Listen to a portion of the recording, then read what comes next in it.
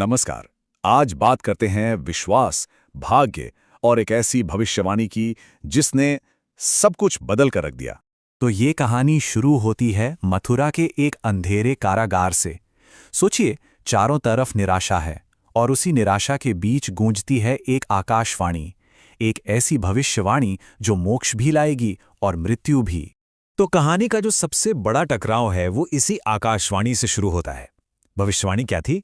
यही कि क्रूर राजा कंस की मौत किसी और की नहीं बल्कि उसकी अपनी बहन देवकी के 8वें बेटे के हाथों होगी। अब देखिए, कंस ये बात अच्छी तरह जानता था कि आकाशवाणी झूठ नहीं होती, लेकिन उसका घमंड, उसका अहंकार उसे अंधा कर देता है। वो सोचता है कि वो किस्मत को भी हरा देगा, और इसी सोच में वो देवकी और उसके पति वसुदेव को जेल में डाल देता है। और फिर जैसे ही देवकी के पहले बेटे का जन्म होता है, कंस का सारा डर, उसकी सारी हैवानियत बाहर आ जाती है। देवकी गिड़गिड़ाती है, भाई होने का वास्ता देती है, लेकिन कंस पर कोई असर नहीं होता। उसके लिए वो नवजात बच्चा बस अपनी मौत का पहला पैगाम था, एक ऐसा खतरा जिसे वो किसी भी हाल में खत्म करना चाहता था। और ये सिलसिला रुकता नहीं है। एक बार नहीं, 2 बार नहीं, पूरे 6 बार कंस एक के बाद एक देवकी के 6 बेटों को मार डालता है। सोचिए, उस कारागार की दीवारें खून से लाल हो गई होंगी। लेकिन फिर कुछ अजीब होता है। जब देवकी 7वीं बार गर्भवती होती है तो वो गर्भ रहस्यमयी तरीके से गायब हो जाता है। और कंस वो तो अपनी ही धुन में था। वो ऐलान करता है कि देखो, भविष्य भी मुझसे डर गया। उसे जरा भी अंदाजा नहीं था कि उसकी किस्मत तो बस उसके साथ लुका छिपी का खेल खेल रही है। तो एक तरफ कंस अपने घमंड में चूर था और दूसरी तरफ कारागार में वो घड़ी आ ही गई, 8वें बच्चे के जन्म का समय। देवकी तो दुख में डूबी हुई थी, लेकिन वसुदेव उसे हिम्मत बंधाते हैं।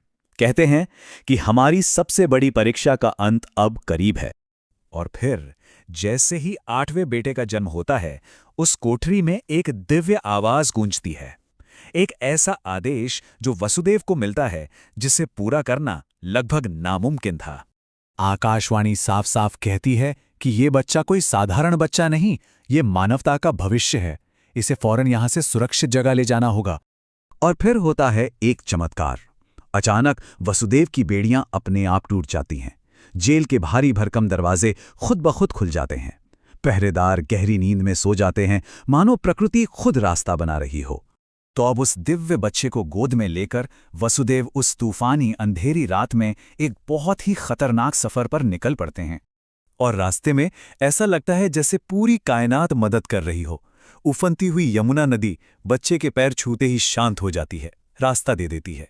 और तो और, बारिश से बचाने के लिए एक विशाल नाग खुद अपना फन फैलाकर उनकी ढाल बन जाता है।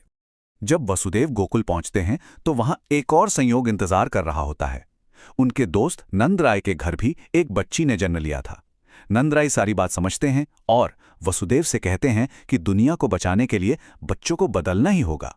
अपने बेटे की जगह नंदराय की बेटी को ले जाओ। ये कोई स्वार्थ नहीं था, ये एक बहुत बड़ा बलिदान था।